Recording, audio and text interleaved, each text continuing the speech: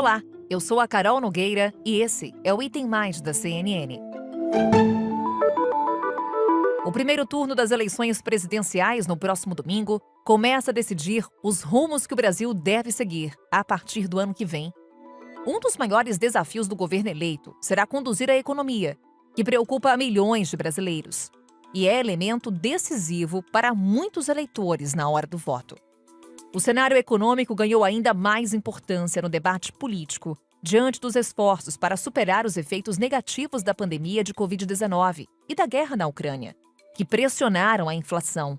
A renda média dos brasileiros atingiu o menor nível dos últimos 10 anos nas regiões metropolitanas do país. E uma pesquisa feita pela Universidade Federal do Rio Grande do Sul, PUC, a PUC do Rio Grande do Sul, mostra que quase 20 milhões de pessoas estão vivendo em condição de pobreza no país, o que é um recorde. Além disso, tem mais 5 milhões que estão vivendo abaixo da linha da extrema pobreza. É o maior número desde 2012, quando a pesquisa começou a ser feita. Nos últimos meses, apesar do aumento dos níveis de pobreza no país, os indicadores da economia começaram a dar sinais de melhora. Previsão para o IPCA, pela primeira vez, ficou abaixo de 6%, em 5,88%, a projeção do IPCA para esse ano. Lembrando que a 13ª queda seguida na projeção para a inflação. Tinha gente no mercado falando de uma inflação perto de 9%, 8%, então agora a inflação abaixo de 6%. Para 2023, a previsão também caiu pela 5ª ou 6ª vez seguida, mas já confirmei esse dado, mas ficou então em 5% para o ano que vem. O PIB também subiu a projeção pela 13ª vez seguida, então para 2,67%, assim como a inflação. As projeções para o PIB também estão melhorando, mas para o ano que vem tem essa previsão de que o PIB desacelere para 0,5%, essa previsão foi mantida. Um dos dilemas para o próximo governo será impulsionar a recuperação econômica e, ao mesmo tempo, manter o controle dos gastos públicos. A necessidade de mais recursos para programas de auxílio social é importante para o combate à pobreza, mas também acende um alerta sobre os cuidados com as contas do governo. Olhando para o custo da dívida, que é uma referência de solvência, o Brasil entre países emergentes, mesmo hoje com uma dívida PIB que caiu em torno de 77% do PIB, é um valor muito alto para países emergentes e na projeção da Instituição Fiscal Independente para o ano que vem, ela fecha esse ano em torno de 77%, mas volta para 81%. No Item Mais de hoje, vamos procurar entender melhor o que os candidatos que lideram a corrida presidencial defendem como propostas para o futuro da economia brasileira. Quem vai nos ajudar nesse cenário de desafios econômicos é a nossa analista Raquel Landim, minha parceira de Agora CNN e que recentemente apresentou um programa especial na CNN sobre a visão dos presidenciáveis para a economia, o CNN Arena Eleições Economia. Raquel, é sempre muito bom te ter aqui, principalmente num episódio como esse. Seja bem-vinda. Ah, Carol, eu que adoro estar com você no Agora e quando você me chama aqui pro Item Mais, eu sempre venho. E Raquel, a gente está curioso para saber ali o que dizem as campanhas dos candidatos mais bem colocados nas pesquisas de intenção de voto. Você acompanhou de perto o plano deles quando a gente fala de economia. Então vamos lá, Raquel. Separei aqui alguns tópicos que eu acredito que sejam fundamentais quando discutimos economia no nosso país. A começar pela necessidade da população mais vulnerável. A gente está falando de benefício social, da importância dele, principalmente para uma população mais carente. Vamos falar então de Auxílio Brasil. A gente hoje tem um pagamento de R$600 até o final desse ano e fica uma dúvida sobre o ano que vem. Todos os candidatos querem manter não só o Auxílio Brasil, mas também esse valor de R$600. Há inclusive uma sugestão do candidato do PDT, Ciro Gomes, de reunir todos os benefícios sociais em apenas um.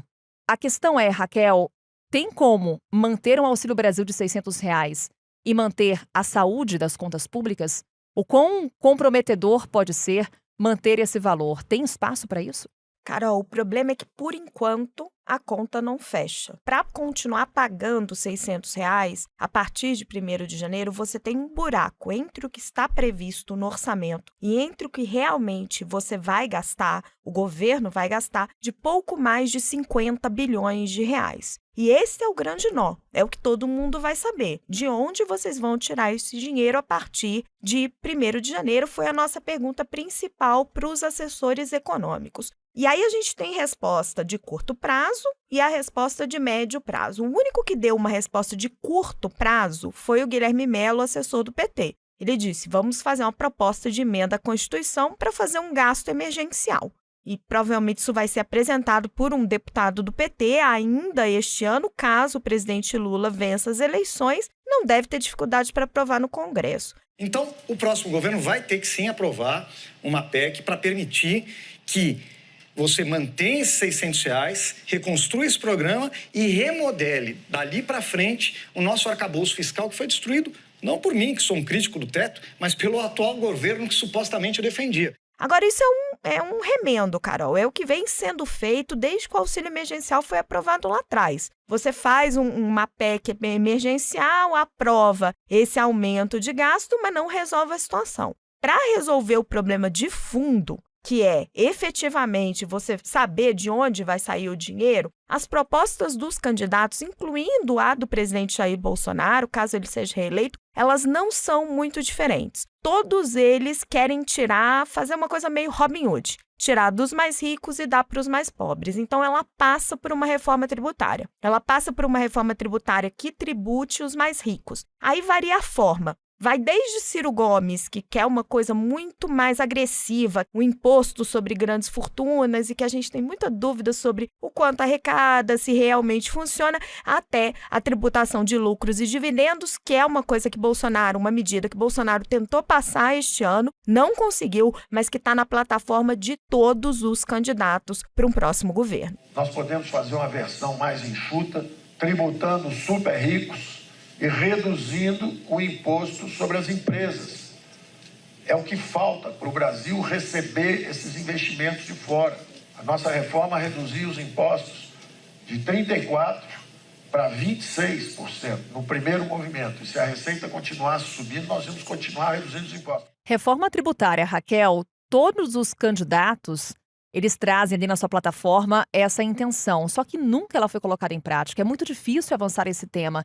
É uma dificuldade que as assessorias econômicas dos candidatos, elas já estão levando em consideração? É uma dificuldade política, Carol. Olha, eu acompanho a economia há quase 25 anos e há quase 25 anos se fala em reforma tributária no Brasil. O momento em que eu vi passar mais perto foi a PEC 45, agora no governo Bolsonaro, que era para unificar o ICMS, e o governo deixou passar essa oportunidade, por motivos mil, fundo de compensação aos estados, etc. Mas eu acho que a coisa está chegando num ponto que não é mais possível adiar.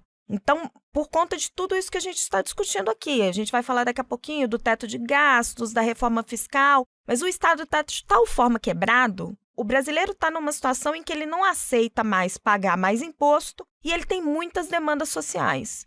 E as duas questões são legítimas. O país precisa de mais recursos, mais ajuda à população mais pobre e a gente paga muito imposto. Então, a única solução é você redistribuir melhor esse bolo. Então, a coisa está chegando num ponto que eu acho que em algum momento, não sei se é nessa próxima legislatura, torço para que sim, a gente vai ter que chegar nesse caminho. É uma reforma que está amadurecendo. A gente viu isso acontecer com a reforma da Previdência. Ela foi feita aos pedacinhos, ela veio amadurecendo no governo Temer e culminou sendo feita no governo Bolsonaro. Então, eu ainda tenho algum otimismo. Então, vamos antecipar aqui já falar do teto de gastos, porque é um tema que há divergências nos planos dos candidatos. Onde está essa divergência, Raquel, quando o assunto é esse? Teto de gastos, a depender do candidato, corre o risco de não mais existir? Carol, com exceção da Simone Tebet, que promete manter o teto de gastos, nos outros candidatos ele já é letra morta. Na prática, ele já é uma letra morta hoje, né? O governo Bolsonaro ele fez tantas PECs para furar o teto de gastos, de tantas formas, precatório, pagamentos emergenciais, que a regra já perdeu credibilidade. O que a gente não sabe, e aí essa é a grande dúvida, é o que vai ser colocado no lugar. Vamos falar primeiro do PT. O PT tem claro de que o Brasil precisa de uma âncora fiscal e que não quer o teto de gastos, mas eles não disseram até agora o quê. Isso é o que o mercado mais quer saber, mas a gente não vai saber isso antes do pleito. O Lula vem dizendo claramente que a garantia é ele. Ele já foi fiscalmente responsável e que está estudando uma série de medidas. Pelas pistas que a gente pega aqui e ali, ele deve fazer alguma coisa de uma espécie de um superávit primário, que era o que ele já usava em outros governos, sem se comprometer com um teto de gastos. Eu acho que ele vai abrir uma grande discussão com a sociedade. O PT gosta, né, desse assembleísmo, vai pedir uma licença para gastar mais ali nos primeiros anos com essa PEC que eu acabei de mencionar, no primeiro ano de governo, e depois vai fazer uma discussão que vai chegar mais ou menos no mesmo lugar. Então, assim, a boa notícia é que eles têm noção de que não dá para sair gastando desenfreadamente. A má notícia é que a gente não sabe exatamente como é que eles querem implementar isso. Simone Tebet quer manter o teto de gastos. O programa da Simone é um programa absolutamente rigoroso na parte fiscal. A gente vai rever todo o orçamento que recebeu. Concordo com meus colegas que esse orçamento é um deboche com a sociedade brasileira. Acho que é a palavra forte que tem que ser usada. Desoneração de combustível. Você conseguiu que a gasolina caísse mais que diesel. Quer dizer, a classe média está enchendo tanque. Não tem nada a ver com transportes. A política monetária do Banco Central precisa ser deixada em paz, quer dizer, o governo tem que fazer uma política fiscal de longo prazo, permanente, com credibilidade. O Brasil está cheio de regra, a Thaís colocou todas as regras. O problema do Brasil não é regra, o problema do Brasil é o comando da economia. A gente sempre viu, quando o presidente da República, ou quando o programa de um presidente da República não leva a responsabilidade fiscal a sério, o resultado é inflação, taxa de juros altos, desemprego. Bolsonaro diz que quer manter o teto de gastos, mas a gente já viu que na prática não foi o que ele fez. E Ciro Gomes aí, ele tem uma proposta que não é bem vista pelo mercado. Ele fala que o problema está no pagamento de juros, da despesa financeira, mas aí ele não explica como é que ele vai reduzir despesa financeira sem dar calote na dívida ou tabelar juros. Aí é uma proposta que realmente não dá muito para entender. Nós temos que discutir a despesa financeira. Aqui no Brasil só se discute despesa primária. É a saúde, a educação, é o gasto pessoal. Onde andam os 700 bilhões de reais de juros que nós vamos pagar esse ano? Onde andam 1 trilhão e 400 bilhões de reais para a amortização da dívida pública? Essa discussão está interditada no Brasil. A gente precisa trazer à tona de volta, porque senão a equação fiscal vai ser sempre degenerada, porque a despesa financeira ela vai continuar aumentando sistematicamente. Você falou, Raquel, aqui em 2 oportunidades sobre mercado. O que o mercado está olhando nesse momento? O que ele espera dos candidatos? Há alguma pauta que deixa o mercado, digamos, mais apreensivo? O teto de gastos que eu citei há pouco, por mais que hoje ele já não seja cumprido, há uma preocupação muito grande por parte do mercado? Seria a pauta que causa uma maior preocupação? Carol, a maior preocupação é o fiscal. Essa semana a gente está vendo o dólar subir muito.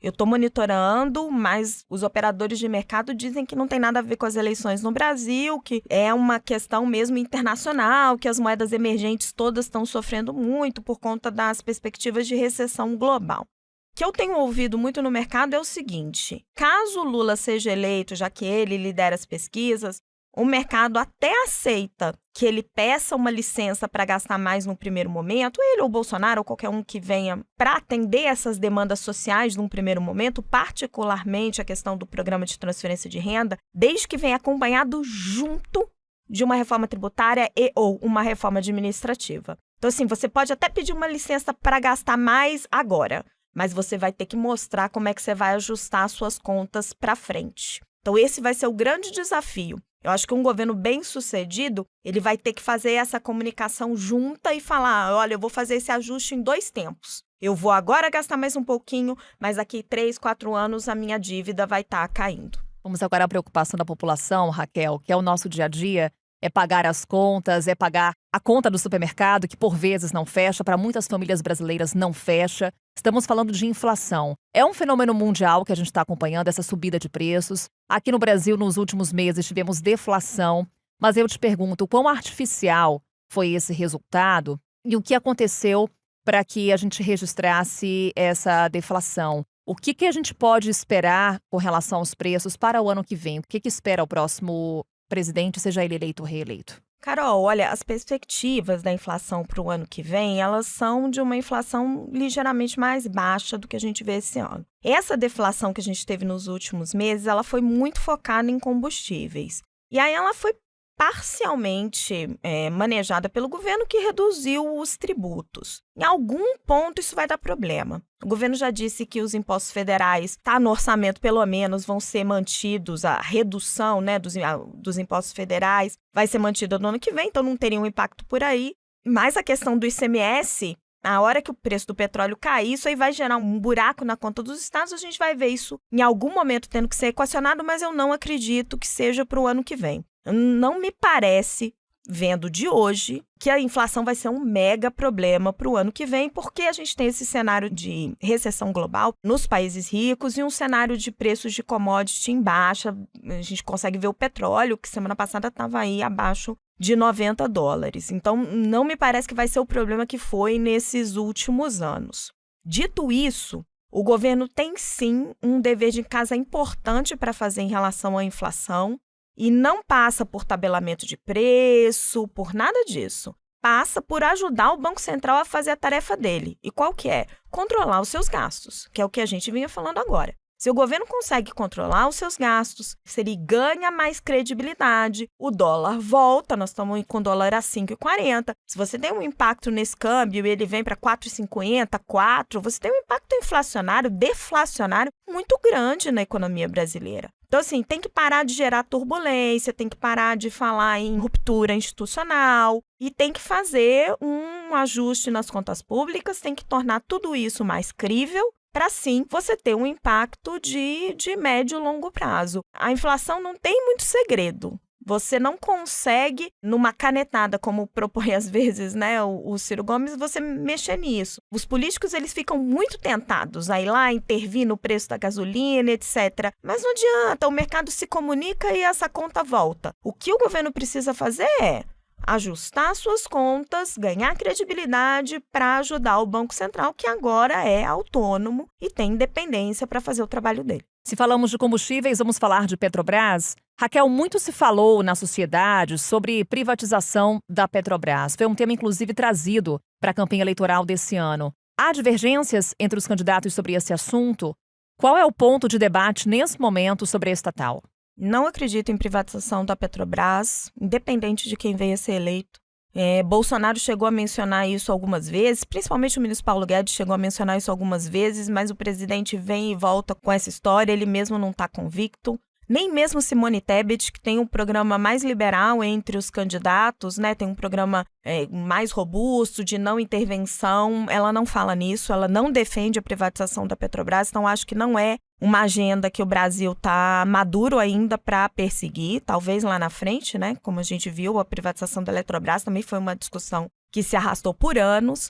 O que a gente vai ter uma discussão muito intensa é qual é o papel da Petrobras na sociedade brasileira. O papel da Petrobras é gerar dividendos e, com isso, pagar mais impostos para a União. Ou o papel da Petrobras é você dar combustível subsidiado para a população. Eu acho que o papel da Petrobras é ser uma empresa rentável que vai dar retorno de outra forma, porque se você ficar subsidiando, você acaba quebrando a empresa. A gente já viu isso acontecer. Agora, o Partido dos Trabalhadores, por exemplo, ele não deixa muito claro. Ele fala na Petrobras como um incentivo ao desenvolvimento, como uma espécie de campeã nacional. Eu acho que a Petrobras e as ações dela já estão sofrendo isso. É uma das empresas que a gente vai ter mais dificuldade, independente de quem for eleito, para colocar ela de volta nos trilhos, né? Você já teve mudanças complicadas na presidência da empresa, na diretoria da empresa. A Petrobras, depois da Lava Jato, passou por uma profissionalização muito grande, que foi muito boa para a companhia. Tem gente que critica, diz que ela investiu muito pouco. Acho que todas essas críticas são válidas. Ela tem mesmo que andar mais ali para a questão da energia renovável, apostar mais nisso.